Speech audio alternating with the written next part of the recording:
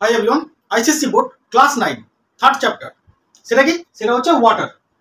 আজকে আমরা ওয়াটার চ্যাপ্টারটা পড়বো। তাহলে তোমাদের টেক্সট বুক, পেপার আর পেন নিয়ে বসো। চলো একটু ডিসকাস করি ওয়াটার। ফার্স্টে ওয়াটারের ইন্ট্রো। ওয়াটার কি? ওয়াটার হচ্ছে সেকেন্ড মোস্ট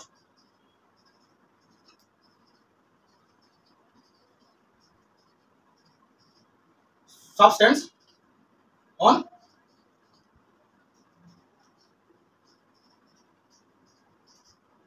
ওয়াটার হচ্ছে second most common substance on earth surface. আর্থের সারফেসে second most common substance.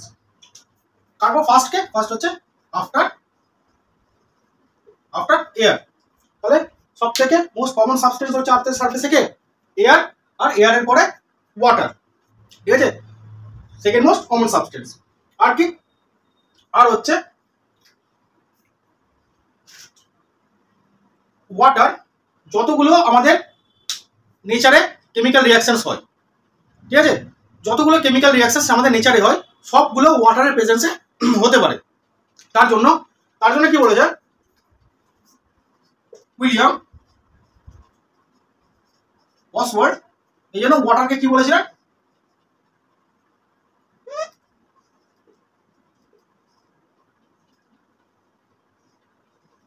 এলেক্সার of life. যেহেতু নেচারে হওয়া সব বায়োকেমিক্যাল রিয়াকশন, যতগুলো রিয়াকশন হয়, কেমিক্যাল রিয়াকশন বলো বা বায়োকেমিক্যাল রিয়াকশন বলো, সবগুলো ওয়াটারের প্রেজেন্সে হতে পারে বলে উইলিয়াম ওয়ার্ডসওয়ার্থ ওয়াটারকে এলেক্সার অফ লাইফ বলেছিলেন। ঠিক আছে, আর উইলিয়াম ওয়ার্ডসওয়ার্থকে এটা হচ্ছেন জার্মান কেমিস্ট আর ফিলোসফার। এবার ওয়াটারের ইম্পর্টেন্স আমি একটু মেটালাম। ঠিক আছে,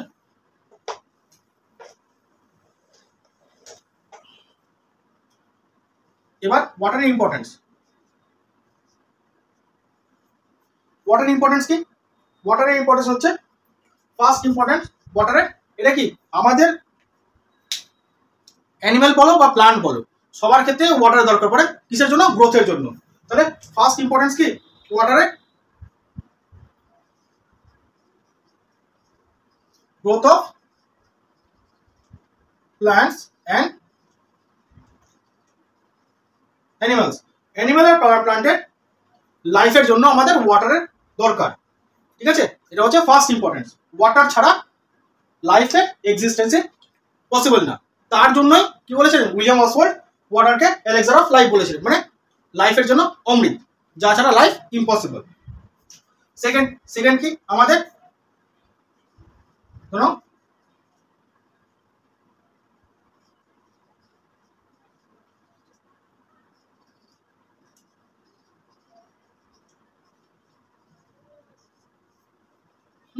proper function for human body. Human বডির প্রপার ফাংশনের জন্য আমাদের কি হবে? ওয়াটারের দরকার। আমাদের হিউম্যান বডিতে যত সেল আছে প্রত্যেকটা সেলের মধ্যে প্রচুর পরিমাণে ওয়াটার আছে। ওয়াটার ছাড়া সেলের কি? সেল নিজের স্ট্রাকচার মেনটেন করে রাখতে পারবে না, আর সেই সেলের ভিতরে যত রকমের কেমিক্যাল রিয়াকশনগুলো হয় সেই রিয়াকশনগুলো করতে পারবে না। তার জন্য ওয়াটারের দরকার আমাদের হিউম্যান বডিতে। ওয়াটার না থাকলে আমাদের হিউম্যান বডি সার্ভাইভ করতে পারবে না। থার্ড কি? থার্ড হচ্ছে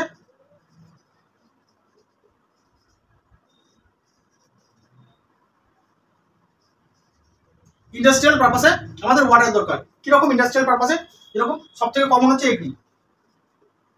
তারপরে ট্রান্সপোর্ট, এগ্রির জন্য চাষবাস হবে না জল না থাকলে। ঠিক আছে, আর সেকেন্ড হচ্ছে ট্রান্সপোর্ট। এখনো পর্যন্ত যত আমাদের বড় বড় কার্গো যায়, ঠিক আছে, এক দেশ থেকে আরেক দেশে বিজনেসের জন্য যতগুলো কার্গো যায় সেগুলো কি? সেগুলো ওয়াটারের মাধ্যমে যায়, সি রুট দিয়ে যায়, তাই তো? ওই জন্য ওয়াটার আমাদের দরকার ট্রান্সপোর্টেশনের জন্য, এক দেশ থেকে এক দেশে বিজনেসের জন্য। ঠিক আছে, আর আর কি? পাওয়ার প্ল্যান্টে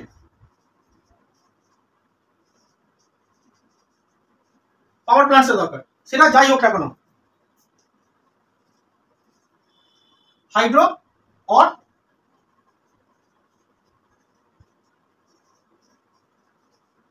থার্মোইলেকট্রিক প্ল্যান্টস, যাই হোক না কেন, থার্মোইলেকট্রিক প্ল্যান্ট। যেখানে হোক না কেন আমাদের ওয়াটারের দরকার পড়ে। কারণ কি এই ওয়াটার দিয়ে কি হয়, টারবাইনগুলো ঘোরায় আর ইলেকট্রিসিটি জেনারেট হয়। সেখানে সেটা হাইড্রো পাওয়ারই হোক বা থার্মো ইলেকট্রিক প্লান্টসগুলোই হোক, প্রত্যেকটার ক্ষেত্রেই টারবাইনকে ঘোরানোর জন্য ওয়াটারের দরকার পড়ে, আর টারবাইন ঘুরে আমাদের ইলেকট্রিসিটি জেনারেট হয়। এগুলো হচ্ছে আমার কি ওয়াটারের ইম্পর্টেন্স। ওয়াটার না থাকলে এগুলো পসিবলই না। ঠিক আছে, বুঝতে পেরেছ? এবার নেক্সটে যাই।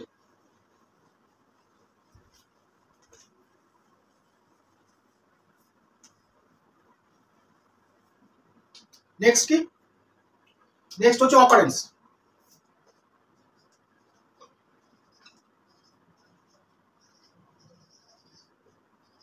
Occurrence of water.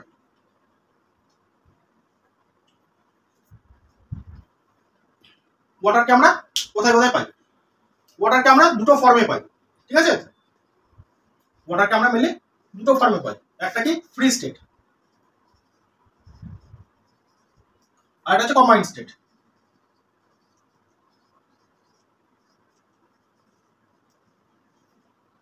Free state কি? ফ্রি স্টেট মানে হচ্ছে ওয়াটারকে যেখানে আমরা ওয়াটার ফর্মে মানে H2O ফর্মে পাই, সেটা হচ্ছে ফ্রি স্টেট। আর ওয়াটারকে যেখানে আমরা কি অন্য কারোর সাথে কম্বাইন্ড হয়ে মানে অ্যাড হয়ে পাই, সেটা হচ্ছে কম্বাইন্ড স্টেট। এবার ফ্রি স্টেটে কি, ফ্রি স্টেটে আবার তিনটে ফর্মে পাওয়া যায়। একটা কি সলিড, একটা হচ্ছে লিকুইড, একটা হচ্ছে গ্যাস। সলিড ফর্ম কি ওয়াটারের ফ্রি স্টেটে, যেরকম আইস, স্নো, এগুলো ফ্রস্ট এটসেট্রা। লিকুইড ফর্মে কি, লিকুইড ফর্মে হচ্ছে জানো river water, lake water etcetera liquid ফর্মে পাই। আর গ্যাস ফর্মে কি পাই? গ্যাস ফর্মে হচ্ছে ক্লাউড বা বলতে পারো ফগ, এগুলো ফর্মে পাই গ্যাসের। তাহলে ওয়াটার ফ্রি স্টেটে কি হয়, ওয়াটারের কিভাবে পাই? দুটো স্টেট, একটা হচ্ছে ফ্রি স্টেটে পাই আর একটা কম্বাইন্ড স্টেটে পাই, কারোর সাথে অ্যাড হয়ে। ফ্রি স্টেটে কি, ফ্রি স্টেট আবার তিনটে ফর্ম আছে ফ্রি স্টেটের, সলিড, লিকুইড আর গ্যাস। সলিড ফর্মে কি এই আইস, স্নো, ফ্রস্ট এটসেট্রা, এগুলোতে আমরা কি ওয়াটারকে সলিড ফর্মে পাই।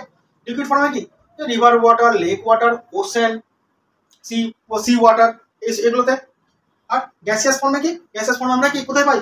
ক্লাউড ফর্মে পাই, ফগে পাই, ময়েশ্চার ফর্মে পাই, বাতাসে এরকম। আর কম্বাইন্ড ফর্মে কি, কম্বাইন্ড ফর্মে আবার দুভাবে পাই। একটা হচ্ছে লিভিং সেলের মধ্যে, সেটা প্লান্ট অর অ্যানিমাল সেলসের মধ্যে পাই, এটা কম্বাইন্ডে। ঠিক আছে, প্লান্টের শরীরে বা অ্যানিমালের শরীরে আমরা কম্বাইন্ড ফর্মে পাই ওয়াটারকে, মানে ওয়াটার ছাড়া এই সেলগুলো প্রপার কাজ করতে পারবে না। আরেকটা কি ফর্মে পাই? কোনো রকম কম্পাউন্ডের মধ্যে পাই, কি কম্পাউন্ডের সাথে ওয়াটার অ্যাড হয়ে থাকে, হাইড্রেটেড ফর্মে থাকে কম্পাউন্ডগুলো। কিরকম একটা এক্সাম্পল দিই, ধরো ম্যাগনেসিয়াম ক্লোরাইড MgCl2 কি থাকে 6H2O, এই ফর্মে থাকে, হাইড্রেটেড ফর্মে থাকে। ঠিক আছে, এটা কম্বাইন্ড ফর্মে আছে। তাহলে কম্বাইন্ড ফর্মেট দুটো, একটা হচ্ছে প্লান্ট সেল, অ্যানিমাল সেলের মধ্যে, বা এক কথা বলতে পারো যে কোনো লিভিং সেলের মধ্যে থাকে।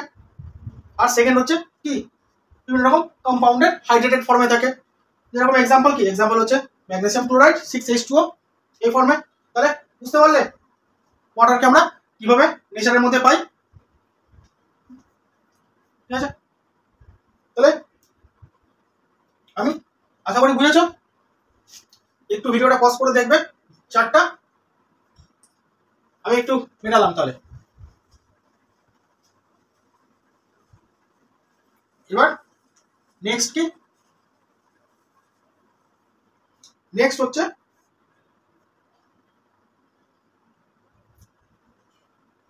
আচ্ছা নেক্সটে একটু দেখো যে ওয়াটার আমাদের আর্থের নেচারে যে পাওয়া যায় কোথায় কত পার্সেন্ট হিসেবে থাকে, একটু পার্সেন্টেজটা দেখি। যেরকম আর্থের সারফেসে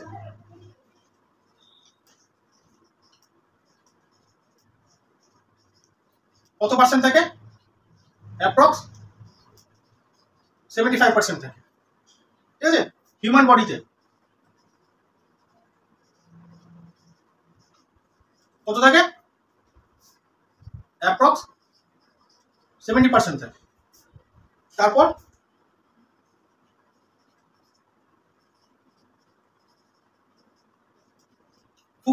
ফুড প্রোডাক্টসের মধ্যে কত থাকে?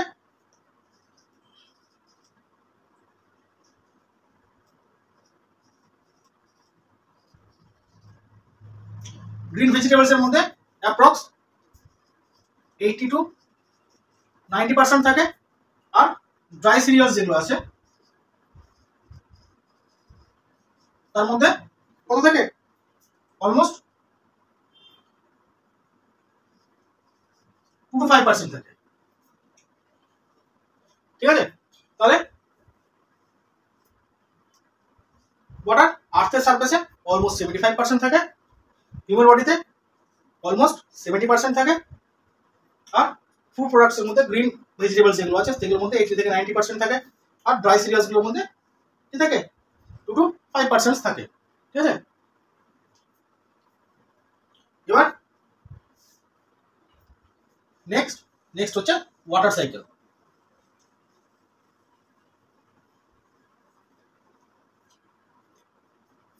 ওয়াটার সাইকেল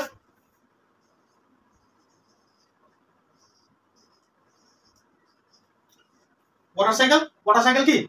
ওয়াটার সাইকেল হচ্ছে এই যে আমাদের নেচারে যে ওয়াটারগুলো পাওয়া যায়, ওয়াটার যা পাওয়া যায় সেটা কি হচ্ছে, সেই ওয়াটারটা সানলাইটে কি হয়, হিট আপ হয়ে ইভাপোরেট করে উপরে যায় অ্যাটমসফিয়ারে, সেখানে গিয়ে কি হয়, কনডেন্সড হয়ে কি করে ওয়াটার ড্রপলেট তৈরি করে।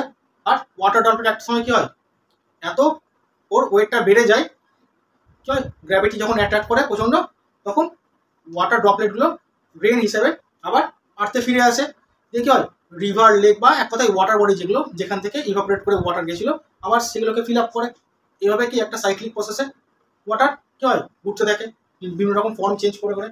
এটাই হচ্ছে ওয়াটার সাইকেল। যেমন যে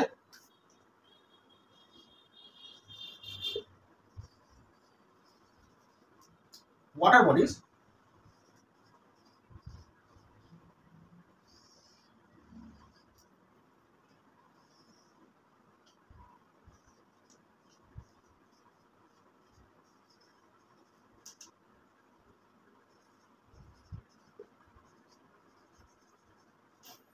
কি করে, ওয়াটার বডি থেকে সানলাইটের জন্য ওয়াটার ইভাপোরেট করে কি হয়, ক্লাউড ফর্ম করে অ্যাটমসফিয়ারের উপরে গিয়ে।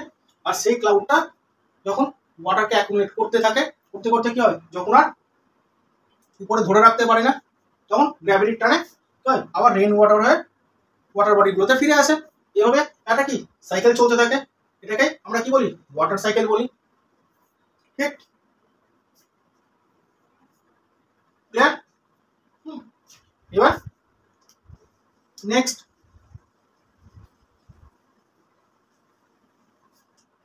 কি, নেক্সট হচ্ছে water is a compound. Water একটা কম্পাউন্ড। ঠিক আছে, আজকে আমরা জানি ওয়াটার কম্পাউন্ড। আগে যখন সায়েন্স এত ডেভেলপ ছিল না, তখন কি ছিল, তখন আমরা ওয়াটারকে কম্পাউন্ড হিসেবে ভাবতাম না, ভাবতাম এলিমেন্ট। তারপরে কি হয়েছিল, ফার্স্ট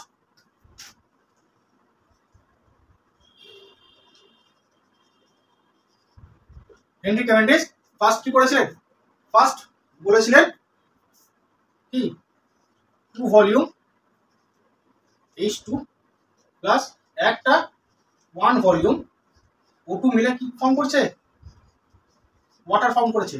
ঠিক আছে, ইনি ফার্স্ট বলেছিলেন। উনি কি করেছিলেন, 2 ভলিউম হাইড্রোজেনকে 1 ভলিউম ওয়াটারের মধ্যে, 1 ভলিউম অক্সিজেনের মধ্যে ইগনাইট করেছিলেন, জ্বালিয়েছিলেন। জ্বালানোর পরে কি হয়েছিল, 1 ভলিউম ওয়াটার ফর্ম হয়েছিল। ঠিক আছে, ফার্স্ট হেনরি ক্যাভেন্ডিশ উনি বলেছিলেন যে না, ওয়াটার কোনো এলিমেন্ট না, ওয়াটার হচ্ছে একটা কম্পাউন্ড। ঠিক আছে, আর উনি কি করেছিলেন, উনি হাইড্রোজেনকে 2 ভলিউম হাইড্রোজেনকে 1 ভলিউম অক্সিজেনের মধ্যে ইগনাইট করে ওয়াটার ফর্ম করে দেখিয়েছিলেন। দিয়ে বলেছিলেন যে ওয়াটার হচ্ছে একটা কম্পাউন্ড। আর এটাকে কনফার্ম কে করেছিলেন, কনফার্ম করেছিলেন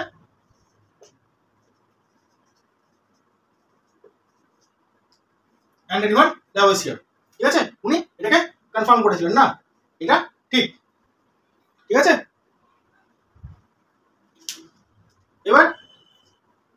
এটা তো গেল, কেউ ওনারা বলে দিলেন। কিন্তু কম্পাউন্ড হওয়ার জন্য আমার কিছু কিছু প্রপার্টিজ দরকার, কম্পাউন্ডের কিছু কিছু প্রপার্টিজ আছে, ঠিক আছে। তাহলে চলো দেখি যে ওয়াটার কম্পাউন্ডের যে সমস্ত প্রপার্টিজগুলো আছে সেগুলোকে স্যাটিসফাই করে কিনা, তবে তো আমরা বুঝতে পারবো ওয়াটার একটা কম্পাউন্ড, ঠিক আছে। তো ওয়াটার কম্পাউন্ড হওয়ার জন্য কি মেনলি তিনটে প্রপার্টিজ দরকার। কি তিনটে প্রপার্টিজ? সেটা হচ্ছে প্রপার্টিজ অফ কম্পাউন্ড। কম্পাউন্ডের তিনটে প্রপার্টিজ যদি স্যাটিসফাই করে নেয় তবে তো আমি বলতে পারবো, নাহলে কেউ এমনি বললেই আমি কেমন বিশ্বাস করবো, তাই না? তাহলে কি ফার্স্ট প্রপার্টি কি? ফার্স্ট প্রপার্টি হচ্ছে কম্পাউন্ড ফর্মের জন্য কি করতে হয়, একটা হচ্ছে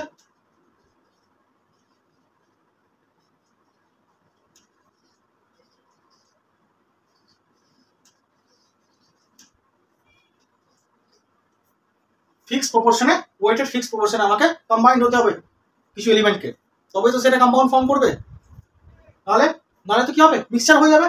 তাহলে ফার্স্ট হচ্ছে একটা fix proportion by weight. Second কি? সেকেন্ড হচ্ছে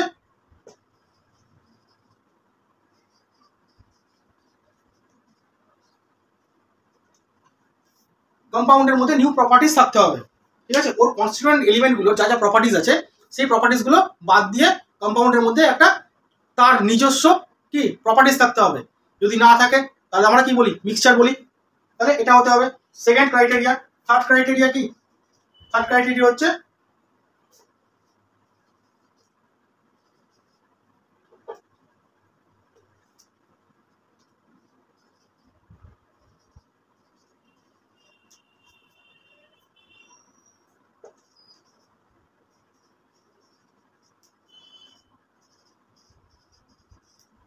only separated by chemical means. তাহলে তিনটে ক্রাইটেরিয়া। একটা হচ্ছে কি, যে কোনো সাবস্টেন্সিয়াল কম্পাউন্ড তখনই বলতে পারবো যখন সেই সাবস্টেন্সটার কনস্ট্যান্ট এলিমেন্টগুলো একটা ফিক্সড ওয়েটেড প্রপোর্শনে তারা অ্যাড হবে, কম্বাইন করবে, আর সেই সাবস্টেন্সটার নিজস্ব কিছু প্রপার্টিজ থাকতে হবে তার কনস্টিটিউয়েন্ট এলিমেন্টের প্রপার্টিজ ছাড়া, বাদ দিয়ে, ঠিক আছে। সেখানে তার কনস্টিটিউয়েন্ট এলিমেন্টের প্রপার্টিজগুলো থাকবে না, সেগুলো ছাড়া অন্য নতুন প্রপার্টিজ থাকতে হবে। আর 3 নম্বর কি, যে আমাকে সেই সাবস্টেন্সটাকে আমি একমাত্র কেমিক্যাল মিনসে সেপারেট করতে পারবো তার কনস্টিটিউয়েন্ট এলিমেন্টে, ফিজিক্যাল মিনসে পারবো না। ফিজিক্যাল মিনস মানে সিভিং, ফিল্ট্রেশন, ডিস্টিলেশন, এগুলো করে পারবো না, কোনো রকম কেমিক্যাল মিনসেই আমাকে সেপারেট করতে হবে। তাহলে এক এক করে দেখি। ফার্স্টে কি ফিক্সড রেশিওতে, ফার্স্টে 1 নম্বরে আসি। ফিক্সড রেশিওতে কি হবে, হাইড্রোজেনের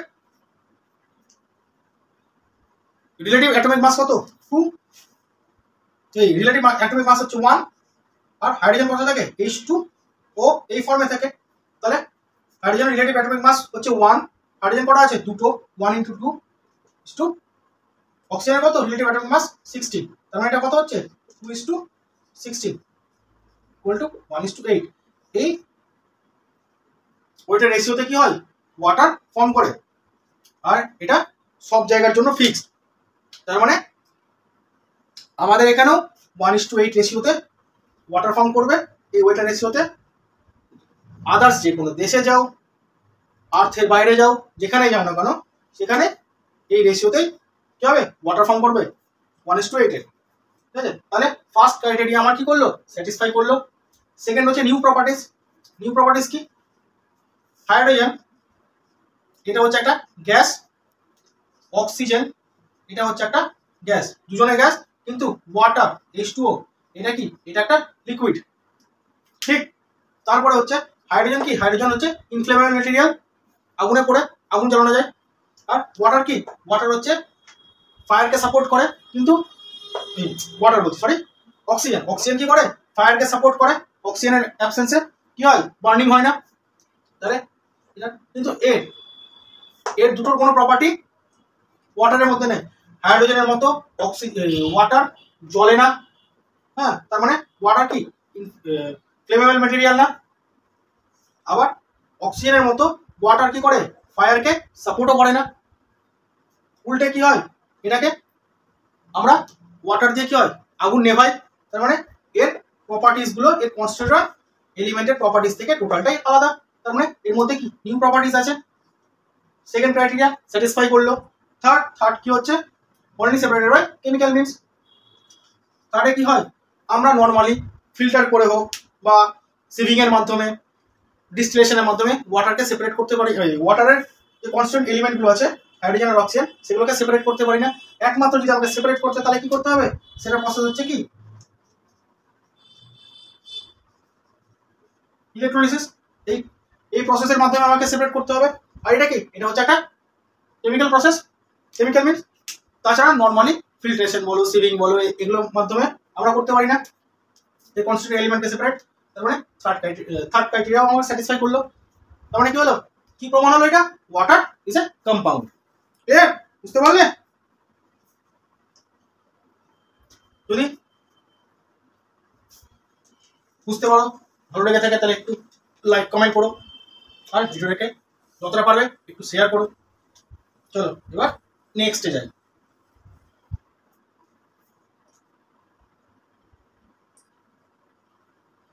নেক্সট কি, নেক্সট হচ্ছে ন্যাচারাল আর treated water. Natural water, natural water আর ভালো বলি, ন্যাচারাল ওয়াটার আর ট্রিটেড ওয়াটার। ন্যাচারাল ওয়াটার কি, ন্যাচারাল ওয়াটার মানে যেটা নেচারে নর্মাল ফর্মে পাওয়া যায়, যেটা আমরা নেচারের মধ্যে এমনি পেয়ে যাই সাধারণত দেখতে।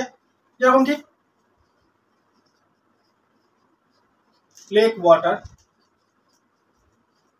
River water, ocean water, sea water, এগুলো লিখলাম না, ঠিক আছে। এগুলো হচ্ছে সব স্প্রিং ওয়াটার, এগুলো সব ন্যাচারাল ওয়াটার, এগুলো নেচারের মধ্যে আমরা এমনি পাই। আর ট্রিটেড ওয়াটার কোনটা, সেই ওয়াটারটা যেখানে কোনো রকম হিউম্যান অ্যাক্টিভিটি আছে, ঠিক আছে। হিউম্যান অ্যাক্টিভিটি, হিউম্যানরা যে ওয়াটারকে কোনো রকমভাবে ট্রিটমেন্ট করছে, কীরকম, যেরকম ক্লোরিনেটেড ওয়াটার,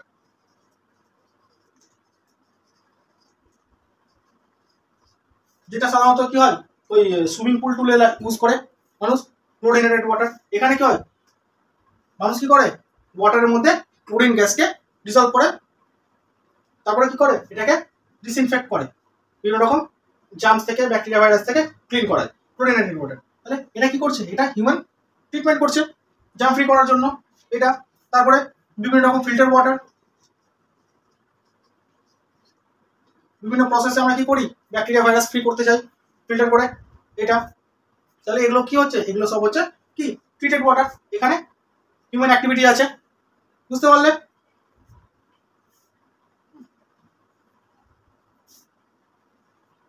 চলো এবার next.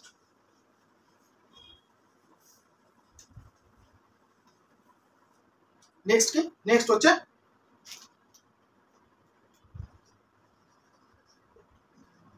Water is a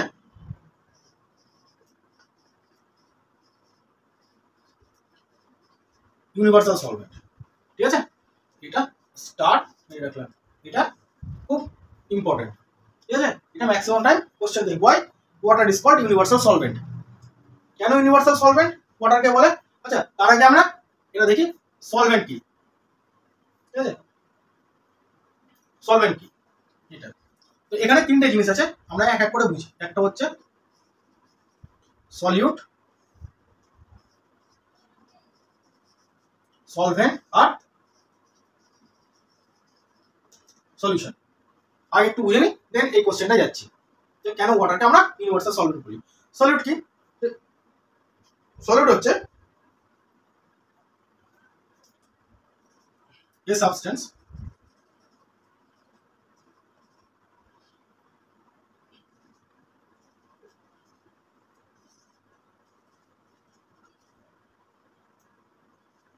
which dissolves, ঠিক আছে। আর সলভেন্ট কি, সলভেন্ট হচ্ছে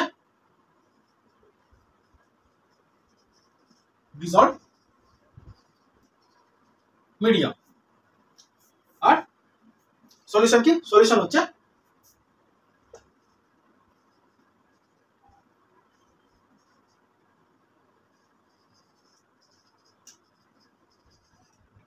হোমোজেনিয়াস মিক্সচার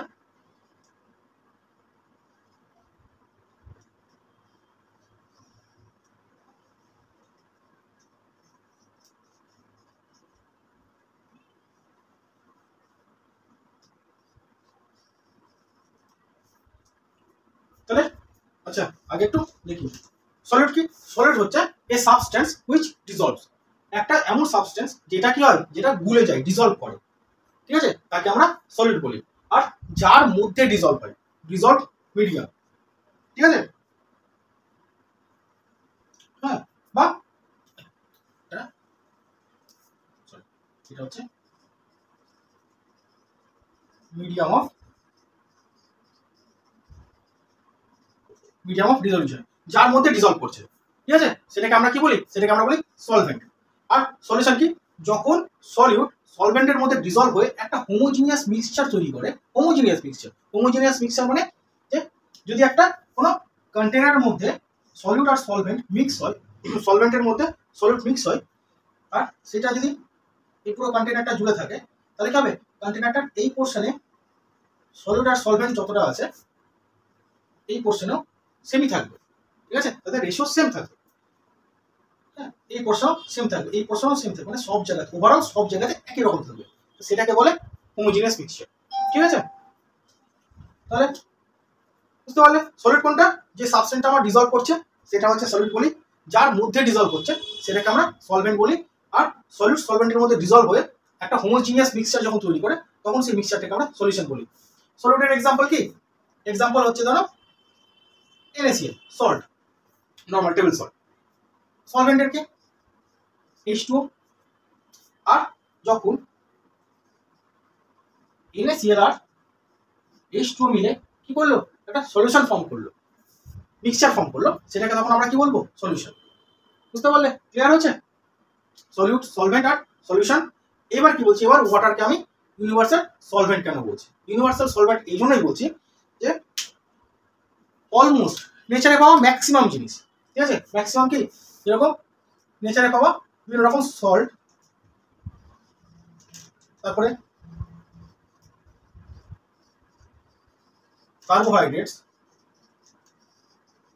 প্রোটিনস, ঠিক আছে, অনেকটাই কি হয়, ওয়াটারের মধ্যে ডিসলভ হয়, ডিসলভ হয়ে কি করে, সলিউশন ফর্ম করে, হোমোজিনিয়াস মিক্সচার ফর্ম করে, যেটাকে আমরা কি বলি, সলিউশন বলি। তাহলে নেচারে পাওয়া অনেক সল্ট, কার্বোহাইড্রেট, প্রোটিনস, বিভিন্ন রকম সাবস্টেন্স কি হয়, ওয়াটারের মধ্যে ডিসলভ হয়, ডিসলভ হয়ে কি হয়, একটা সলিউশন ফর্ম করতে পারে। এই জন্যই আমরা ওয়াটারকে ইউনিভার্সাল সলভেন্ট বলি, মানে ইউনিভার্সাল সলভেন্ট মানে এমন একটা সলভেন্ট যার মধ্যে সবকিছু ডিসলভ হতে পারে, গুলতে পারে, ঠিক আছে, এই জন্য ওয়াটারকে আমরা ইউনিভার্সাল সলভেন্ট বলি, ঠিক আছে, ক্লিয়ার হয়েছে। তাহলে এটা মেটালাম, এই কোশ্চেনটা খুব ইম্পর্টেন্ট, ম্যাক্সিমাম এক্সামে এই কোশ্চেনটা চলে আসে। এরপরে কি আছে, এরপরে আছে কনসেন্ট্রেটেড সলিউশন আর ডাইলুটেড সলিউশন। কনসেন্ট্রেটেড সলিউশন কোনটা, কাকে বলি, কনসেন্ট্রেটেড সলিউশনের মধ্যে কি থাকে,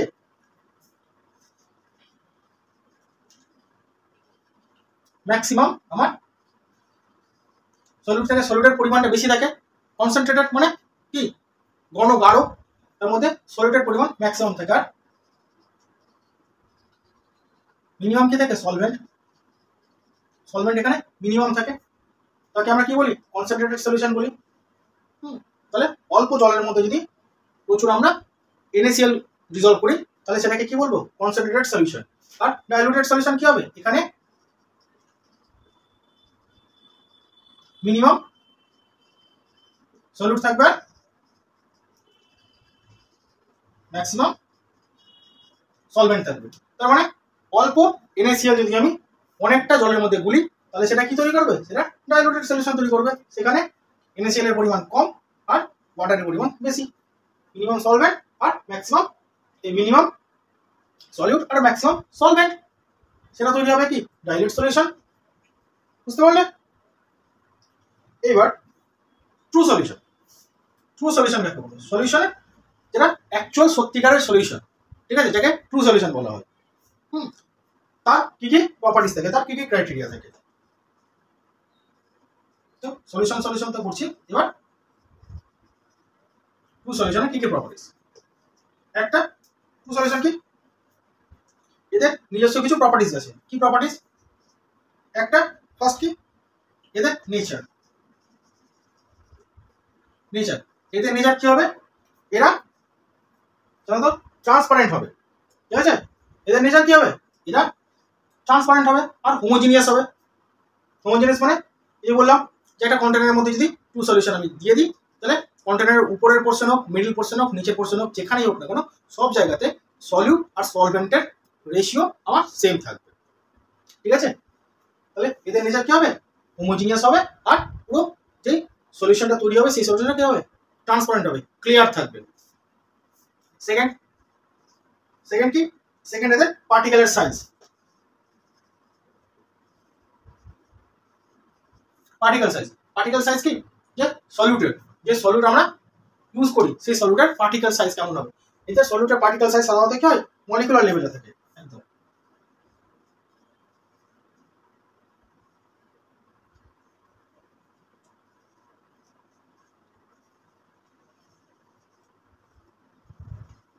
মলিকুলার সাইজ হয়। তার মানে যদি আরো সিম্পল টার্মে বলি, যে যদি NaCl কে আমি ওয়াটারের মধ্যে ডিজলভ করি, তাহলে NaCl কি করবে? NaCl ওয়াটারের মধ্যে যাওয়ার পর একদম মলিকুলার লেভেলে ভাগ হয়ে যাবে, মানে NaCl এর একটা সিঙ্গেল মলিকুল তৈরি করবে, আর সেই মলিকুলগুলো কি করবে? ওয়াটারের ইন্টারসেলুলার স্পেসের মাঝখানে ঢুকে যাবে। তার জন্য কি হয়? তার জন্য সলিউশনটা যেটা তৈরি হয় সেটা পুরোপুরি ক্লিয়ার হয়, আর পুরোপুরি হোমোজিনিয়াস হয়। আর সাথে কি হয়? এটাকে যদি আমরা মাইক্রোস্কোপের তলায় দেখি ওয়াটার আর সল্টের NaCl এর সলিউশনকে, তাহলে আমি NaCl এর মলিকুলকে কোনো সময় দেখতে পাবো না।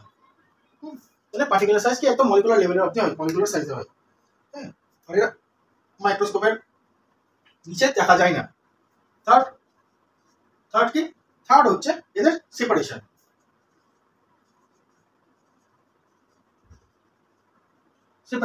অবভিয়াসলি আমি কি বলছি? ট্রু সলিউশন কি? ট্রু সলিউশন হচ্ছে একটা হোমোজিনিয়াস মিক্সচার বলেছি। তাহলে হোমোজিনিয়াস মিক্সচার হওয়ার জন্য কি হবে? এদের সেপারেশনটা কি হবে? নরমাল ফিজিক্যাল মিন্সেই হয় এদের সেপারেশন।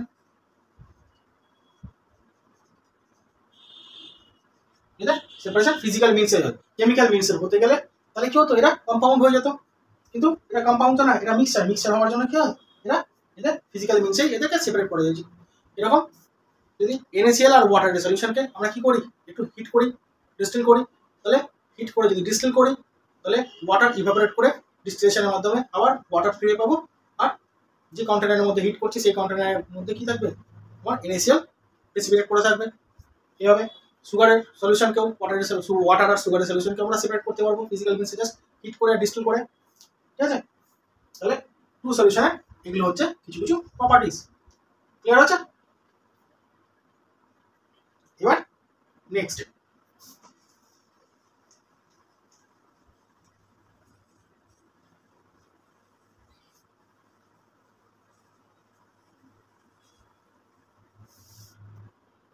কি?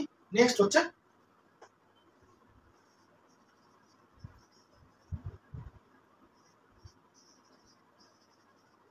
Saturated solution,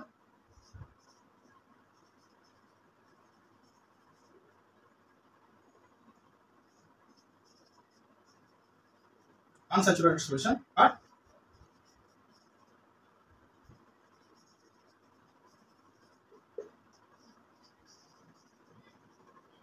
super saturated solution. এগুলো কি?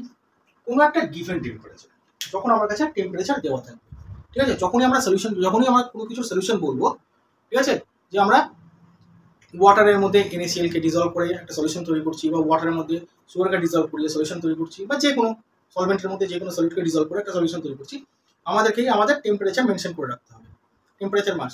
তার কারণ হচ্ছে ডিফারেন্ট টেম্পারেচারে ডিফারেন্ট সলভেন্টের মধ্যে সলিবিলিটি আলাদা থাকে। এটা আমরা একটু পরে পড়বো নেক্সট, ঠিক আছে? তো আমাদের টেম্পারেচার মেনটেন করে রাখতে হবে, টেম্পারেচার সবসময় মেনশন করতে হবে। তো যদি আমাদের কোনো একটা গিভেন টেম্পারেচার থাকে, সেই গিভেন টেম্পারেচারের মধ্যে সেই টেম্পারেচারটা ধরুন আমি বলে দিয়েছি টি টেম্পারেচার, টি ডিগ্রি সেলসিয়াস, এটা গিভেন টেম্পারেচার আছে সবগুলোর ক্ষেত্রে, ঠিক আছে? তো টি ডিগ্রি সেলসিয়াসে কি করবে? কোনো একটা সলভেন্টের মধ্যে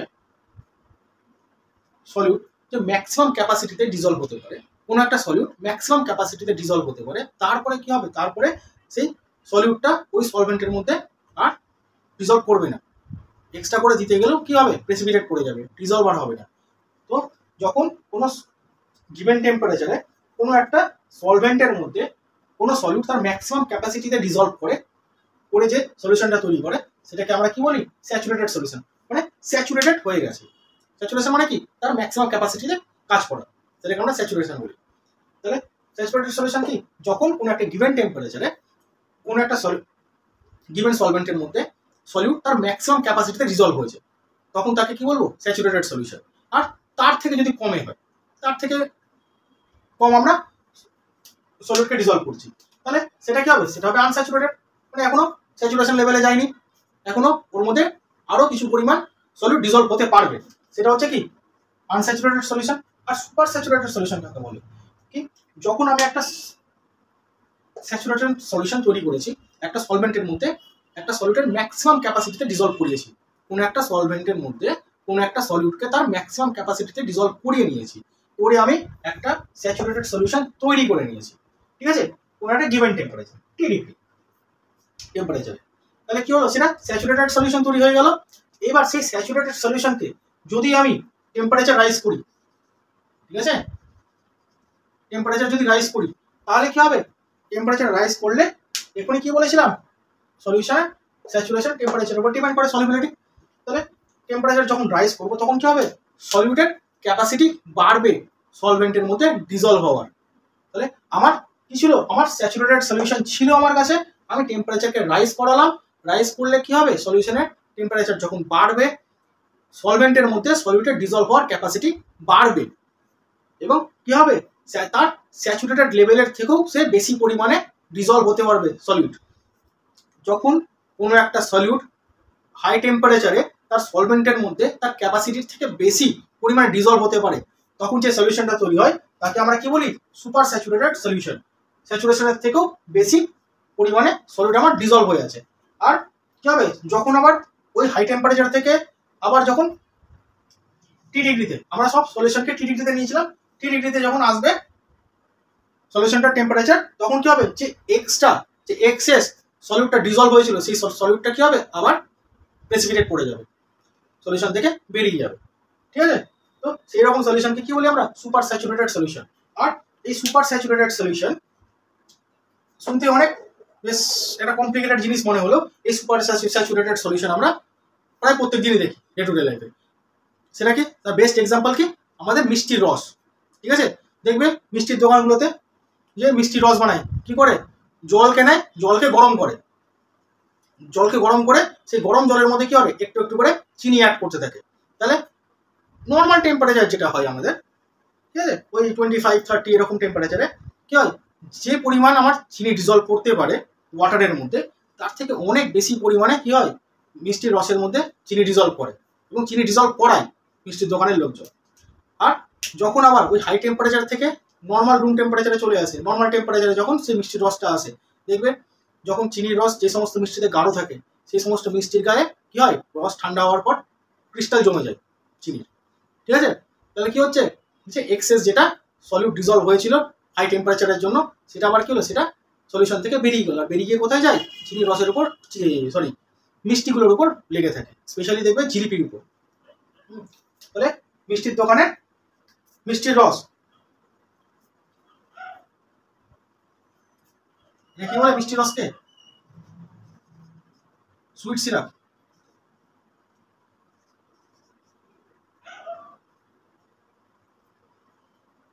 তাই তো।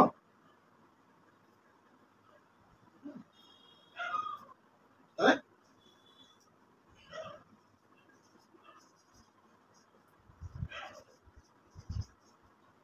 এটা হচ্ছে সুইট সিরাপ, এটা হচ্ছে কি সুপার স্যাচুরেটেড সলিউশনের একটা এক্সাম্পল, এটা হচ্ছে এক্সাম্পল। এক্সাম্পল কি মিষ্টি রস।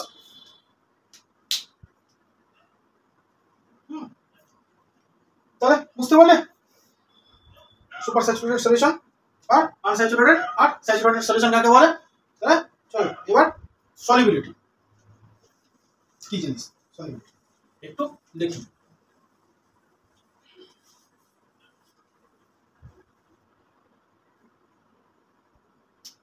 আচ্ছা, মিষ্টি রসকে সুইট সিরাপ বলে না সুগার সিরাপ বলে, সুগার সিরাপ বলে মনে হয়,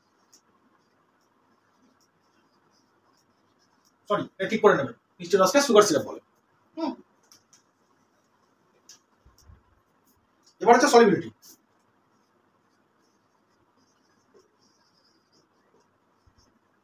সলিউবিলিটি সলিউবিলিটি কি?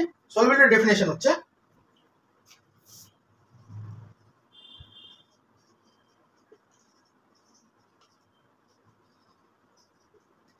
একটা পার্টিকুলার টেম্পারেচার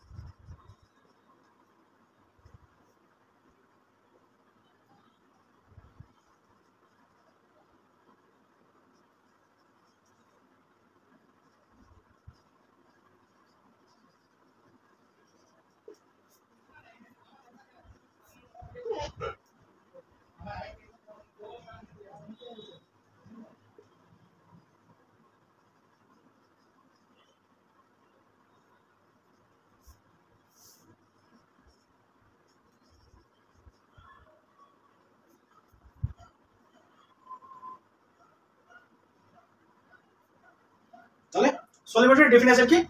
সলিউবিলিটির ডেফিনেশন হচ্ছে একটা particular temperature is the maximum amount of solute in gram that will saturate 100 gram of solvent at that temperature।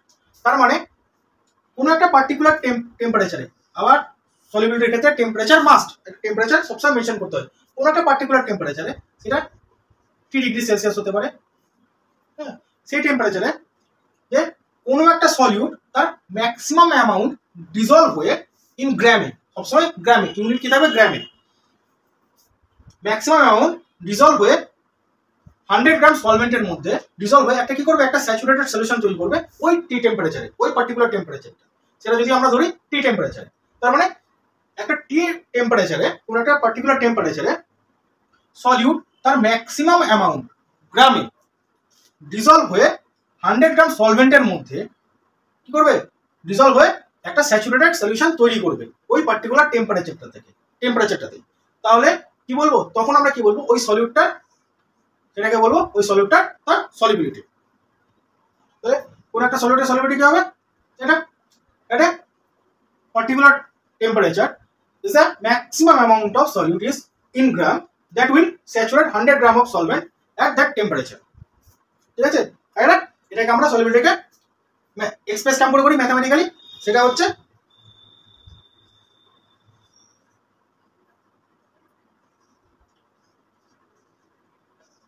weight of solute in gram by weight of solvent in gram into 100। ঠিক আছে? এটা into 100 মানে into 100 means এটা আমরা পার্সেন্টেজে আছে। ঠিক আছে? Solubility সবসময় পার্সেন্টেজে ক্যালকুলেট হয়। তাহলে সলিবিলিটির ম্যাথমেটিক্যাল এক্সপ্রেশন কি? ম্যাথমেটিক্যাল এক্সপ্রেশন হচ্ছে এটা, যে সলিডকে গ্রামে এক্সপ্রেস করতে হয়, সলিডের ওয়েটকে, আর সলভেন্টের ওয়েটকেও গ্রামে এক্সপ্রেস করে ইনটু 100, যেটা হবে কত পার্সেন্ট হচ্ছে কি? ওই সলিউটের সলিবিলিটি ওই সলভেন্টের মধ্যে। মিনস আমি যদি এক্সাম্পল দিই তোমাদেরকে, যে NaCl একটা পার্টিকুলার কোনো টেম্পারেচারে, কোনো 3 ডিগ্রি টেম্পারেচার, 3 ডিগ্রি সি, এটা হ্যাঁ 3 ডিগ্রি সিতে NaCl এর সলিবিলিটি হচ্ছে আমার কত? 50%। এটা সলিবিলিটি সবসময় পার্সেন্টেজে আছে। তাহলে যদি কেউ বলে আমাকে যে 3 ডিগ্রি সেলসিয়াসে NaCl এর সলিবিলিটি হচ্ছে 50%, মানে কি? মানে হবে যে 50 গ্রাম NaCl কোথায়? 50% ওয়াটারে বলছি। সলিবিলিটি হচ্ছে যে 3 ডিগ্রি সেলসিয়াসে ওয়াটারের মধ্যে NaCl এর সলিবিলিটি হচ্ছে 50%। যদি এরকম আসে তাহলে সেটাকে কি করে বুঝবো এক্সাম্পলে? যে তার মানে 50 গ্রাম NaCl 100 গ্রাম ওয়াটারের মধ্যে ডিজলভ হয়। ঠিক আছে? এটাকে পার্সেন্টেজের জন্য ইনটু 100 করো, তাহলে 100 গ্রাম ডিজলভ হয় কিসে? 3 ডিগ্রিতে। কততে? এটা 3 ডিগ্রি সেলসিয়াসের মধ্যে।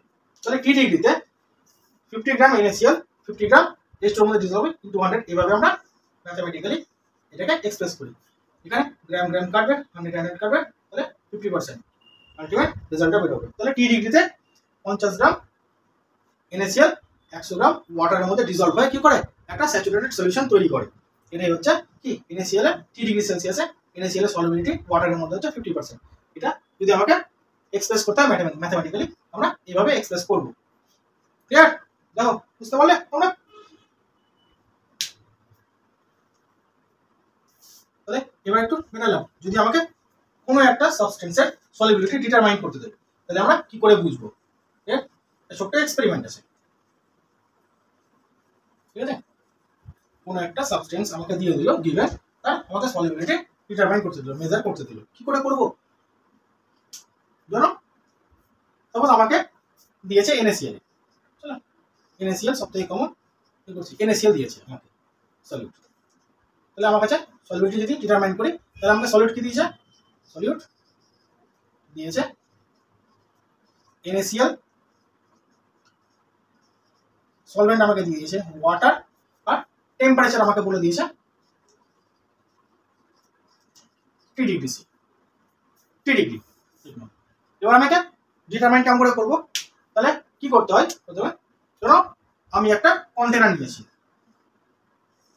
এটা একটা কন্টেনার নিয়েছি, ঠিক আছে? এই কন্টেনারের ওয়েট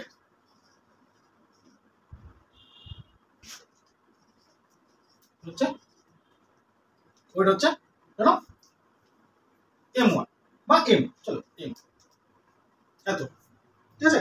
M গ্রাম, কার এই কন্টেনারটার ওয়েট, হ্যাঁ ওয়েট হচ্ছে M গ্রাম। চলো আর ভালো করে লিখে দিই,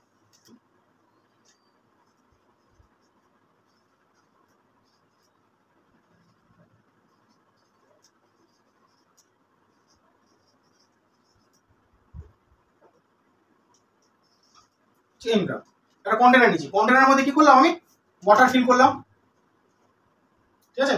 ওয়াটার ফিল করলাম, ওয়াটার ফিল করে আমি কি করলাম এর মধ্যে আবার এর মধ্যে কি আছে ওয়াটার H2O আর NaCl আমি অ্যাড করলাম, NaCl অ্যাড করে কি করলাম একটা স্যাচুরেটেড সলিউশন তৈরি করলাম। সেই স্যাচুরেটেড সলিউশন যেটা তৈরি করলাম তারপরে আবার ওয়েট করলাম। তাহলে এবার হচ্ছে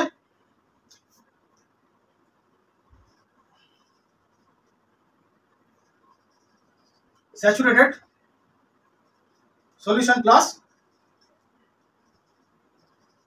কন্টেনারের ওয়েট কত, সেটা হচ্ছে M1 গ্রাম। তাহলে আমি একটা কন্টেনার নিয়েছি, যে কন্টেনারের ওয়েট হচ্ছে M গ্রাম, আর কন্টেনারের মধ্যে কি করলাম ওয়াটার আর NaCl নিলাম, ওয়াটার আর NaCl নেওয়ার পর আমি সেই কন্টেনারটাকে আবার ওয়েট করলাম, সেই কন্টেনারটার ওয়েট দাঁড়ালো স্যাচুরেটেড সলিউশনটা নেওয়ার পর যে সেটা হচ্ছে M1 গ্রাম, ঠিক? এইবার আমি কি করলাম, এবার কন্টেনারটাকে আমি হিট করলাম, আমি নিচে বার্নার দিলাম, ঠিক আছে? বার্নার দিয়ে আমি হিট করলাম, বার্নার দিয়ে হিট করলাম, হিট করলে কি হবে ওয়াটার ইভাপোরেট করে উড়ে চলে যাবে, আর নিচে কি পড়ে থাকবে, নিচে শুধু পড়ে থাকবে কে NaCl প্রেসিপিটেট পড়ে থাকবে। এবার NaCl পড়ে থাকার বলে কি হলো যে সলিউট প্লাস কন্টেনার যখন পড়ে থাকলো, মানে NaCl আর কন্টেনার যখন পড়ে থাকলো, তখন আমি আবার একবার ওয়েট করলাম, এর ওয়েট কি দাঁড়ালো M2 গ্রাম, ঠিক আছে? এই তিনটে পেলাম যে শুধু কন্টেনারের ওয়েট হচ্ছে M গ্রাম যখন স্যাচুরেটেড সলিউশন, আর কন্টেনার করলাম যখন ওয়াটার আর NaCl অ্যাড করার পরে স্যাচুরেটেড সলিউশন বানালাম, সেই স্যাচুরেটেড সলিউশন আর কন্টেনারের ওয়েট করলাম সেটা হচ্ছে M1 গ্রাম, আর যখন এটাকে হিট করলাম, হিট করার পরে কি হলো ওয়াটার ইভাপোরেট করে উড়ে চলে গেল, শুধু কন্টেনারের মধ্যে NaCl পড়ে থাকলো, তখন কি হলাম সলিউট প্লাস কন্টেনার আবার হিট করলাম M2 গ্রাম হলো। এটা আমি তিনটে ওয়েট পেয়ে গেলাম। টেম্পারেচার কততে, টি ডিগ্রিতে করছি আমি, ঠিক আছে? মানে হিট করার পরে আবার যখন ঠান্ডা হলো তখন তো আবার টি ডিগ্রিতে আসবে, হিট করার সময় অবভিয়াসলি টেম্পারেচার বাড়বে। তাহলে এবার আমার সলিবিলিটি কিভাবে বের করবো, তাহলে যে আমি যে সলিউটটা নিয়েছি, সলিউটকে নিয়েছি NaCl, সেই সলিউটটার সলিবিলিটি হচ্ছে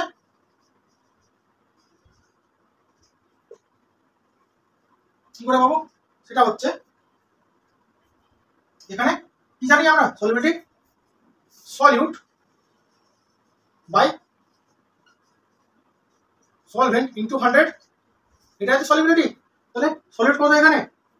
সলিড হচ্ছে সলিডের কন্টেন্ট কেমন করে পাবো? সলিউট প্লাস কন্টেনার হচ্ছে M2, তাই তো? তাহলে M2 মাইনাস M যদি করি তাহলে কি পাবো আমি? তাহলে সলিউট প্লাস কন্টেনার থেকে শুধু যদি কন্টেনারের ওয়েট মাইনাস করি তাহলে কি পাবো? সলিডের ওয়েট পাবো। তাহলে M2 মাইনাস M, এটা বললাম। দেখো বুঝতে পারছো? এটা অবভিয়াসলি এটা গ্রামে আসবে। আর এবার সলভেন্টের কেমন করে ওয়েট পাবো? সলভেন্টের ওয়েট পাবো যে স্যাচুরেটেড সলিউশন প্লাস কন্টেনারের যেটা ওয়েট ছিল সেইখান থেকে যদি আমি সলিউট আর কন্টেনারের ওয়েটকে মাইনাস করি, মানে M1 থেকে যদি আমি M2 কে মাইনাস করি, তাহলে কন্টেনার তো ক্যান্সেল আউট হয়ে যাবে মাইনাস করলে। সলিউশনের মধ্যে কি আছে? সলিউটও আছে আর সলভেন্টও আছে। তাহলে সলিউশনের মধ্যে কি আছে? Solute plus solvent. তাহলে সেই সলিউশন থেকে যদি আমি সলিউটকে মাইনাস করি তাহলে কি পাবো? সলভেন্টের ওয়েটটা পেয়ে যাবো। তাহলে কি হবে? M1 minus M2। দেখো বুঝতে পারছো আমরা কি করলাম? সলিবিলিটির ফর্মুলা কি? Solute by solvent into 100। এখানে সলিড কিভাবে পাবো? সলিড প্লাস কন্টেনারের ওয়েট ছিল M2 থেকে M কে মাইনাস করলাম, তাহলে কি পাবো? সলিউট। আর সলভেন্ট কেমন পাবো? যে স্যাচুরেটেড সলিউশন প্লাস কন্টেনারের ওয়েট ছিল M1, এখান থেকে যদি সলিউট প্লাস কন্টেনারের ওয়েট M2 কে মাইনাস করি, M1 থেকে M2 কে মাইনাস করি, তাহলে কি পাবো? সলভেন্টের পাবো ওয়েট ইনটু 100। ঠিক বুঝতে পারলে? ইনটু 100। এবার আমার যেটা ডেটা পাবো সেই ডেটাগুলো এখানে পুট করবো। পুট করে এখানে অবভিয়াসলি গ্রাম ক্যান্সেল আউট হয়ে যাবে। যেটা পাবো সেটা পার্সেন্টেজে পাবো। এভাবে কি করতে পারবো? আমি NaCl এর সলিবিলিটি আমি বের করতে পারবো কততে? এই 3 ডিগ্রি সেলসিয়াসে। ঠিক বুঝতে পারলে? চলো নেক্সট হচ্ছে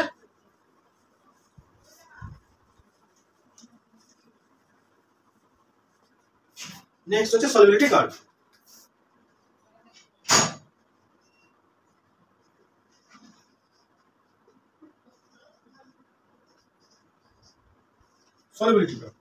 সলিবিলিটি কার্ভ কি?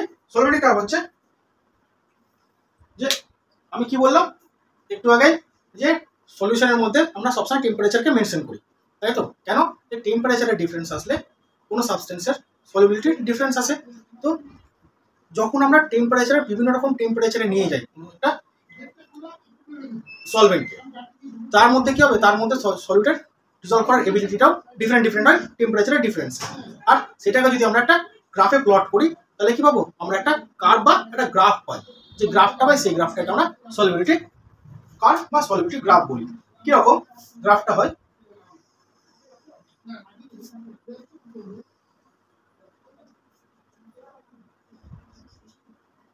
এটা ওয়াই অ্যাক্সিস, এটা এক্স অ্যাক্সিস থাকে। এখানে কি থাকে? এই অ্যাক্সিসটা ওয়াই অ্যাক্সিসে থাকে সলিবিলিটি, এটা অবভিয়াসলি পার্সেন্টেজে হয়, জানো এটা এইভাবে। আর এটা হচ্ছে টেম্পারেচার, যেটা ডিগ্রি সেলসিয়াসে হয়। ঠিক আছে? সেটা হচ্ছে এই দিকে কেমন থাকে?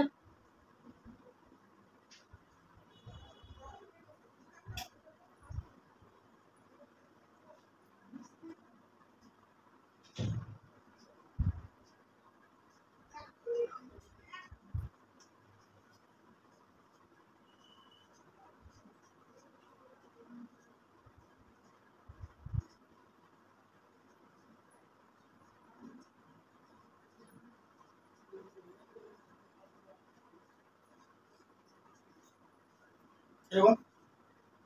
তাহলে কি হয়? এখানে গ্রাফটা বা কার্ভটা দেখতে এরকম হয়। এক্স অ্যাক্সিসে কি থাকে? টেম্পারেচার থাকে, আর ওয়াই অ্যাক্সিসে সলিবিলিটি থাকে। আর কি হয়? যদি আমরা কোনো একটা সলিডকে কনসিডার করি তাহলে সেই সলিডটার বিভিন্ন রকম টেম্পারেচারে কি হয়? বিভিন্ন রকম সলিবিলিটি শো করে। ঠিক আছে? এটা হচ্ছে এরকম হচ্ছে, এটা হচ্ছে সলিবিলিটি কার্ভ বা সলিবিলিটি গ্রাফ। এবার এখানে কি পাই? এই গ্রাফে আমরা কি করি? এই গ্রাফে আমরা কোয়ালিটেটিভ মেজারমেন্ট পাই, কোয়ালিটেটিভ এফেক্ট পাই, কোয়ালিটিভ মেজারমেন্ট পাই। আর বিভিন্ন রকম সলিউটের সলিবিলিটি, কোনো একটা সলিউটের সলিবিলিটির আমরা কোয়ালিটেটিভ মেজারমেন্ট পাই। কিরকম? এই গ্রাফে আমরা কি পাই? কিছু ইনক্রিজ গ্রাফ পাই। কার গ্রাফ আমার কন্টিনিউয়াস ইনক্রিজ করবে এরকম করে, ঠিক আছে, এরকম কিছু ইনক্রিজ গ্রাফ পাই। কোন কোন সলিউটের পাই?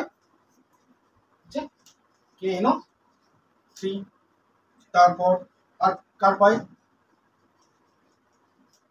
NH4Cl, এগুলোর পাই। এর মানে কি?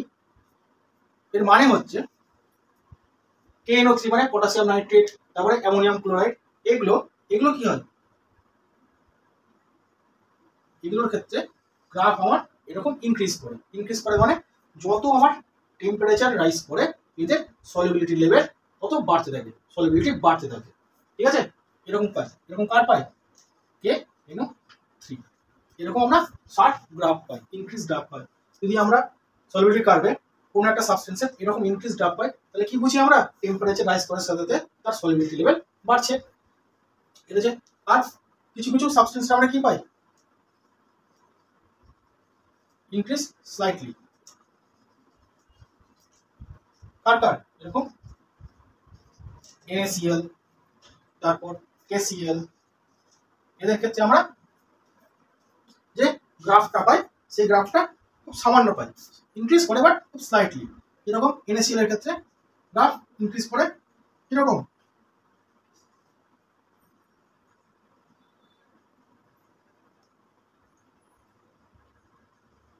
এরকম। এখানে কি হয়? এখানে ইনক্রিজ তো করে বাট খুব স্লাইট ইনক্রিজ করে, ঠিক আছে। এরকম মানে এদের ক্ষেত্রে টেম্পারেচার বাড়ার সাথে সাথে সলিবিলিটি র্যাপিড খুব একটা ইনক্রিজ করে না, ইনক্রিজ করে বাট খুব স্লো। আর কিছু কিছু ক্ষেত্রে পাই ডিক্রিজ, ডিক্রিজ কার কার ক্ষেত্রে পাই? ডিক্রিজ পাই CaSO4 আর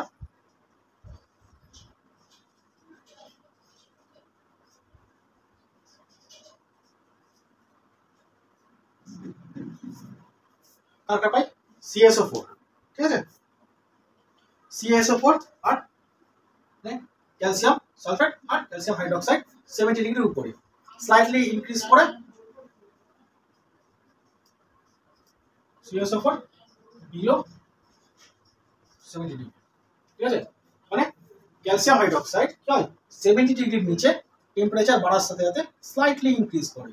আর টেম্পারেচার যদি 70 ডিগ্রির উপরে হয়ে যায় তাহলে কি হয়? ক্যালসিয়াম হাইড্রোক্সাইডের সলিবিলিটি কমতে থাকে। যত টেম্পারেচার 70 ডিগ্রির উপরে টেম্পারেচার যত বাড়তে থাকে ক্যালসিয়াম হাইড্রোক্সাইডের সলিবিলিটি কমতে থাকে। আর ক্যালসিয়াম সালফেটের সেম, যে টেম্পারেচার যত বাড়ে সলিবিলিটি কমতে থাকে, ঠিক আছে। তাদের ক্ষেত্রে যদি গ্রাফ ধরি কিরকম হবে? তাদের ক্ষেত্রে গ্রাফ ধরো এরকম হবে, কমছে, ঠিক আছে। এবার এখানে একটা এক্সেপশন আছে, এগুলো তো এদের সলিবিলিটি হলো যে ইনক্রিজ কাদের কাদের ক্ষেত্রে হয়? পটাশিয়াম নাইট্রেট, তারপরে অ্যামোনিয়াম ক্লোরাইড, এদের ক্ষেত্রে স্লাইটলি ইনক্রিজ করে। এদের ক্ষেত্রে সোডিয়াম ক্লোরাইড, পটাশিয়াম ক্লোরাইড আর ক্যালসিয়াম হাইড্রোক্সাইড 70 ডিগ্রির নিচে। ডিক্রিজ কার কার ক্ষেত্রে করে? ডিক্রিজ কার কার ক্ষেত্রে করে? ক্যালসিয়াম সালফেট আর ক্যালসিয়াম হাইড্রোক্সাইড 70 ডিগ্রির উপরে সলিবিলিটি ডিক্রিজ করে যায়। আর এক্সেপশন আছে একটা এক্সেপশন, সেটা কার? সেটা হচ্ছে Na2SO4, এটা হচ্ছে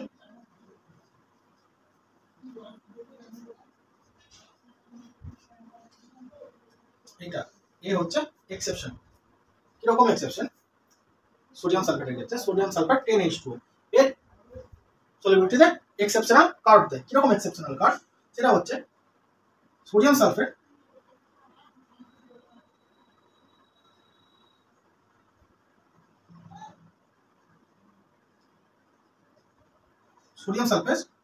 কি হয়? প্রথমে রাইজ করে কত দূর অবধি? 36 ডিগ্রি সেলসিয়াস অবধি। তারপরে এর সলিবিলিটি কমতে থাকে, ঠিক আছে। তারপরে এর সলিবিলিটি কমতে থাকে। এটা কার? এটা হচ্ছে Na2SO4 এর H2, ঠিক আছে। এক্সেপশন হচ্ছে সোডিয়াম সালফেট 10H2। এর ক্ষেত্রে কি হয়? এর ক্ষেত্রে টেম্পারেচার বাড়ার সাথে সাথে সলিবিলিটি বাড়ে। কত দূর অবধি বাড়ে? আপ টু 36 ডিগ্রি অবধি। এটা হচ্ছে 36 ডিগ্রি সেলসিয়াস, 36°C, 36° অবধি বাড়ে। তারপরে কি হয়, সলিবিলিটি কমতে থাকে। কেন কমতে থাকে, এক্সেপশন কেন এরকম এক্সেপশনাল কার্ভ শো করে যে বাড়ার পরে হঠাৎ করে ব্রেক করে যায় টেম্পারেচার, এবং ডাউন স্লোপ কেন হয়, তার কারণ হচ্ছে 36°C অবধি কয় Na2SO4 10H2 এই ফর্মে থাকে 36°। তারপরে যখন 36°র উপরে যখন টেম্পারেচার রাইজ করে তখন কি হয়, এই NH2 ডিসোসিয়েট করে যায়। এই মলিকুল ডিসোসিয়েট করে কি হয়, NH2 বেরিয়ে যায়। বেরিয়ে যাওয়ার পরে কি হয়, এই হাইড্রেটেড ফর্ম যেটা আছে সোডিয়াম সালফেটের হাইড্রেটেড ফর্মটা অ্যানহাইড্রাস ফর্মে চলে আসে। যখনই অ্যানহাইড্রেট ফর্ম হয়ে আসে তখন কি হয়, এর সলিবিলিটি ডিক্রিজ করতে শুরু করে দেয়। এই জন্য একমাত্র sodium sulphate hydrated form 10H2 কি করে, যে সলিবিলিটি কার্ভে এরকম এক্সেপশনাল কার্ভ দেখা যায়। রাইজ করার পরে একটা সার্টেন টেম্পারেচারে রাইজ করে কি করছে, এর সলিবিলিটি ফল করে। ঠিক আছে, এটা খুব ইম্পর্টেন্ট। এই এক্সেপশনটা সময় চলে আসে যে কেন সোডিয়াম হাইড্রোক্সাইড, এই সোডিয়াম হাইড্রোক্সাইড সোডিয়াম সালফেট কেন এরকম এক্সেপশনাল কার্ভ শো করে সলিবিলিটিতে, কেন শো করে 36° অবধি কি হয়, এই ফর্মে থাকে, হাইড্রেটেড ফর্মে থাকে। 36° পরে কি হয়, এই ডিসোসিয়েট করে 10H2 বেরিয়ে যায়, তখন কি হয়, তখন সলিবিলিটি ডিক্রিজ করে যায়। ঠিক আছে, বুঝতে পারলে তাহলে সলিবিলিটি কার্ভ কি এটা। এবার সলিবিলিটি কার্ভের কি অ্যাপ্লিকেশন, সলিবিলিটি কার্ভ আমরা পড়বো কেন, কিসের জন্য পড়বো।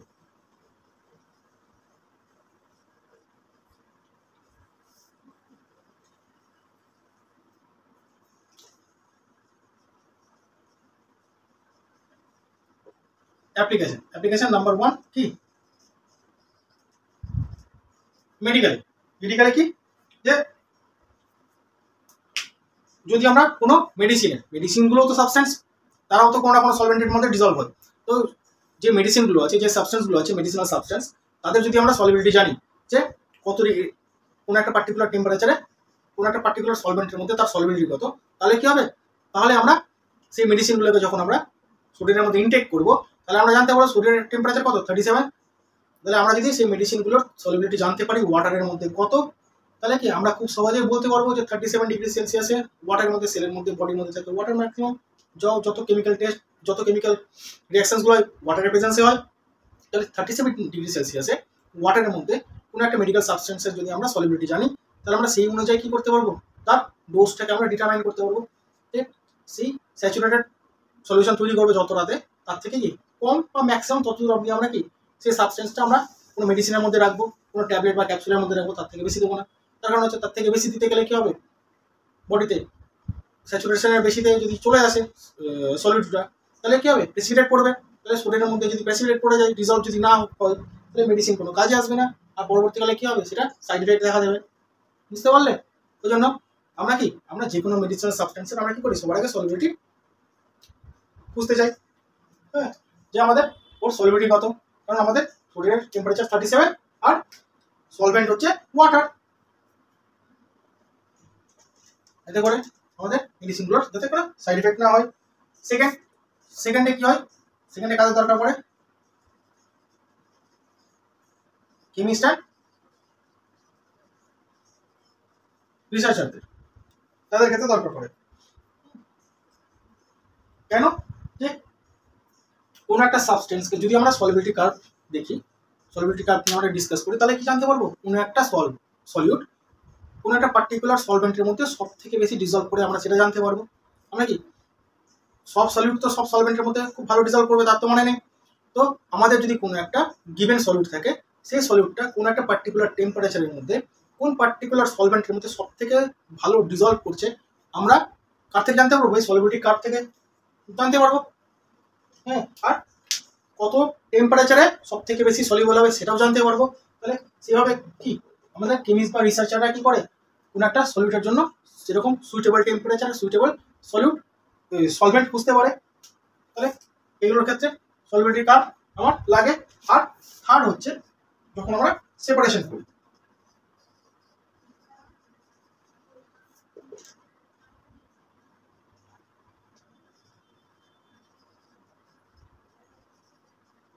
সেপারেশন আর পিউরিফিকেশন।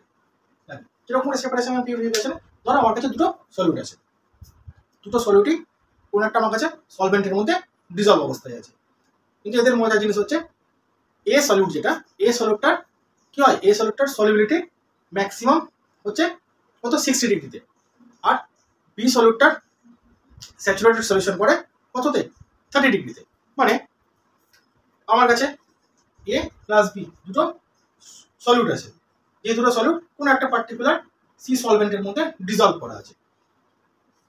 এ সলিউটটার স্যাচুরেশন হচ্ছে 60 ডিগ্রিতে, বি সলিউটটার স্যাচুরেশন হচ্ছে 30 ডিগ্রিতে। তাহলে এবার কি হচ্ছে, আর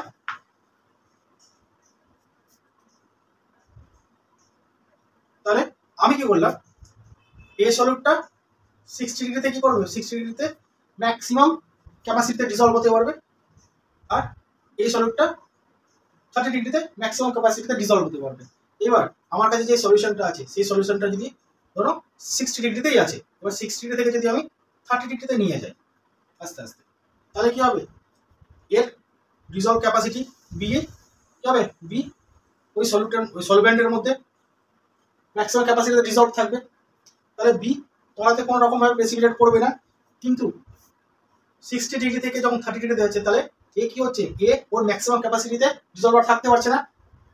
তাহলে এ কি করবে, এ আস্তে আস্তে করবে প্রেসিপিটেট করতে শুরু করবে, আর যখন প্রেসিপিটেট করবে সেই প্রেসিপিটেটটা আমি যদি কালেক্ট করে নিই তাহলে কি করবো, আমি এ আর বিকে সেপারেট করতে পারবো। বুঝতে পারলে, এ আর বি আমার সেপারেট হয়ে যাবে, আর আমি যেটা সলিড পাবো সেটা আমি এইভাবে পিওর ফর্মে পাবো। তাহলে আমার পিউরিফিকেশন হয়ে গেল, সেপারেশন হয়ে গেল, প্লাস আমার পিউরিফিকেশন হয়ে গেল। এইভাবে কি সলিবিলিটি কার্ভ জানতে পারলে আমরা দুটো আলাদা আলাদা সলিউটের আলাদা আলাদা টেম্পারেচারে সলিবিলিটি যদি জানতে পারি তাহলে কি করতে পারবো, আমরা সেপারেশন আর পিউরিফিকেশন করে নিতে পারবো। বুঝতে পারলে,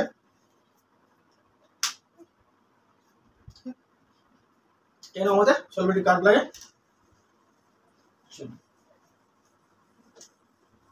তাহলে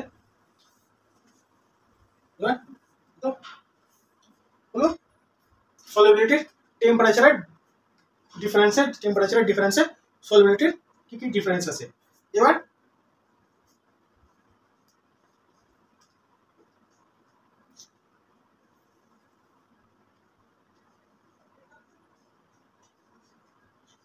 ইফেক্ট অফ প্রেশার,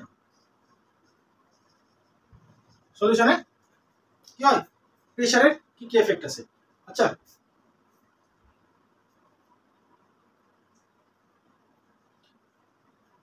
এখানে একটা জিনিস বলে দিই যে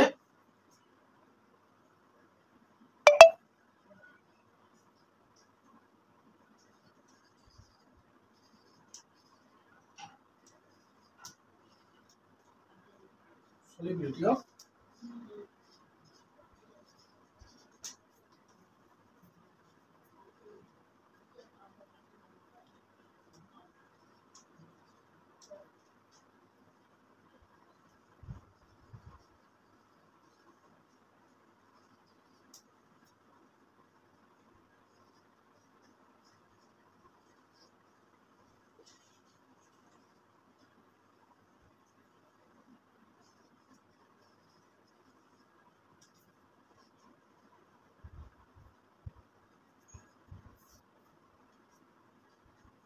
এখানে একটা জিনিস বলে দিই যে সেটা হচ্ছে solubility of solid is independent of change in pressure। মানে কোন একটা সলিড সাবস্টেন্স গুলো সলিউটগুলোর কি হয়, সলিবিলিটি প্রেসারের চেঞ্জে ইন্ডিপেন্ডেন্ট থাকে। তার মানে NaCl হচ্ছে সলিড বা সুগার হচ্ছে সলিড, এগুলোকে যদি আমি সলভেন্ট ওয়াটারের মধ্যে, ওয়াটার হচ্ছে সলভেন্ট, ওয়াটারের মধ্যে যদি ডিজলভ করি তাহলে এদের সলিবিলিটি টেম্পারেচারের চেঞ্জের সঙ্গে ডিপেন্ডেবল। টেম্পারেচারের চেঞ্জ বাড়লে বা কমলে সলিবিলিটি বাড়বে বা কমবে, কিছু একটা প্রবলেম আসবে। কিন্তু আমি প্রেসার যদি চেঞ্জ করি, প্রেসার যদি বাড়াই বা কমাই তাহলে কিন্তু এদের সলিবিলিটিতে কোনো রকম চেঞ্জেস আসবে না, কারণ এরা হচ্ছে সলিড সাবস্টেন্স। তাহলে সলিডের সলিবিলিটি অফ সলিড কি প্রেসারের চেঞ্জে কোনো রকম চেঞ্জেস আছে না, বাট গ্যাসের ক্ষেত্রে কিন্তু প্রেসারের চেঞ্জেস আসে। ঠিক আছে, এটা কিন্তু মনে রাখবে। ঠিক আছে, আমি এটা একটু মেটা লাগবে, এটা বলতে আমি একটু ভুলে গেছিলাম, তোমরা মাইন্ড করবো না। সেটা কি, সেটা হচ্ছে এখানে আছে একটা ল, সেটা হচ্ছে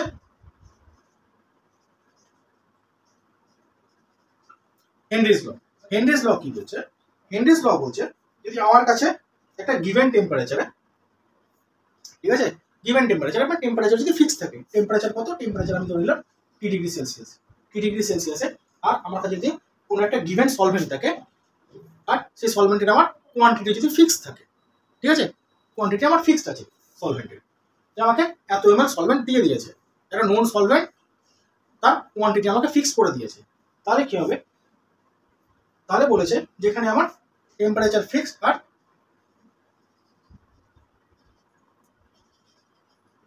কোয়ান্টিটি অফ সলভেন্ট দুটোই আমার ফিক্সড, এই দুটো আমার ফিক্সড আছে, ঠিক আছে, এই দুটো ফিক্সড এই থাকে, তাহলে হেনরির ল বলছে, হেনরির ল বলছে যে সলভেন্টের যেটা আছে অবভিয়াসলি সলভেন্টটা লিকুইড হতে হবে আর সলিউট যেটা সেটা গ্যাস হতে হবে, কারণ প্রেসারের ডিফারেন্সটা কার উপর হয়, গ্যাসের উপর হয়, গ্যাসকে যদি সলিউট হতে হবে তাহলে কি বলেছে, তাহলে যে আমি সলিউটটা ইউজ করবো গ্যাস তার মাস যদি আমি এম ধরি, এম ডাইরেক্টলি প্রপোর্শনাল কি হবে, যে কোয়ান্টিটি অফ সলভেন্ট দিয়েছে এটা লিকুইড আছে, ঠিক আছে, তার প্রেসারের সাথে তার সারফেস প্রেসার যদি পি হয়, তাহলে এম কি, এম হচ্ছে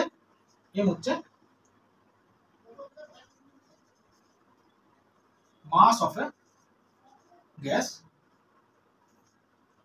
এটা ইউজড অ্যাজ এ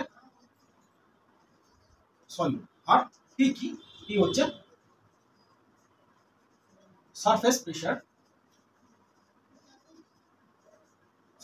অফ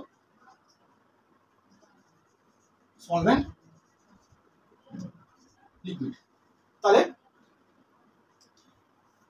যে সলিউটটা আছে, যে সলিউট গ্যাস তার মাস হচ্ছে আমার এম, আর পি হচ্ছে যে সলভেন্ট লিকুইডটা আছে তার সারফেস প্রেসার হচ্ছে পি, তাহলে আমার কি M directly proportional to P, তার মানে সলভেন্ট লিকুইডের সারফেস প্রেসারের সাথে আমার সলিউট গ্যাসের মাস ডাইরেক্টলি প্রপোর্শনাল, মানে প্রেসার যদি ইনক্রিজ করে আমার, তাহলে যে গ্যাস আছে সলিউট তার ডিজলভ হওয়ার পরিমাণও ইনক্রিজ করবে, আর প্রেসার যদি ডিক্রিজ করে তাহলে সেই সলিউট গ্যাসটার মাসও ডিক্রিজ করবে, মানে তার সলিবিলিটি কমে যাবে।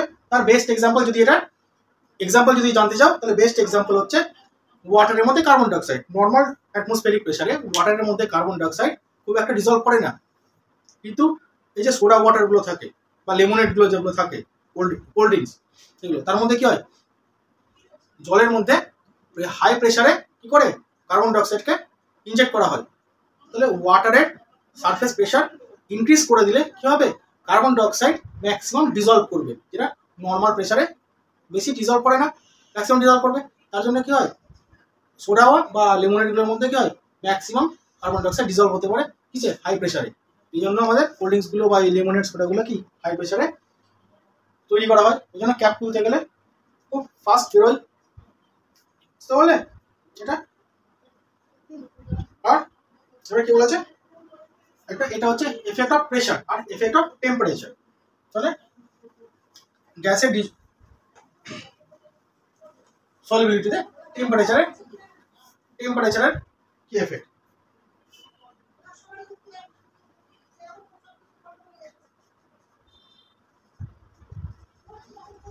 এফেক্ট অফ টেম্পারেচার কি, গ্যাসের সলিবিলিটিতে টেম্পারেচার এফেক্ট, যে টেম্পারেচার যদি ইনক্রিজ করে তাহলে কি হবে,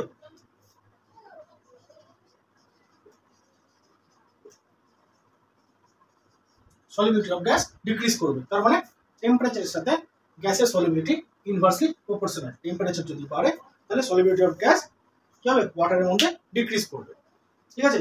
তার এক্সাম্পল কি, এক্সাম্পল হচ্ছে নর্মাল ওয়াটারের মধ্যে রুম টেম্পারেচারে প্রচুর পরিমাণে এয়ার ডিজলভ থাকে, যখন আমরা ওয়াটারকে বয়েল করি তখন কি হয় নিচ থেকে বাবল বেরোয়, বাবলগুলো কি ওয়াটারের টেম্পারেচার হাই হওয়ার জন্য কি হয় নর্মাল এয়ারের সলিবিলিটি ওয়াটারের মধ্যে কমতে থাকে, আর তখন বাবল ফর্মে এয়ারগুলো বাইরে বেরোতে থাকে, ঠিক আছে, বুঝতে পারলে, তাহলে ক্লিয়ার হয়েছে, এটা হচ্ছে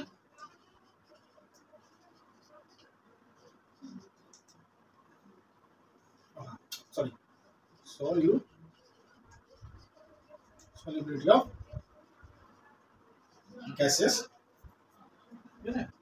তাহলে solubility of gases, তারপর প্রেসারের কি এফেক্ট আর টেম্পারেচারের কি effect.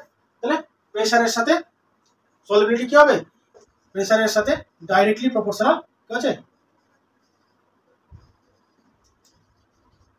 solubility of gas directly proportional আর টেম্পারেচারের সাথে solubility of gas কি হবে, ইনভার্সলি প্রপোর্শনাল।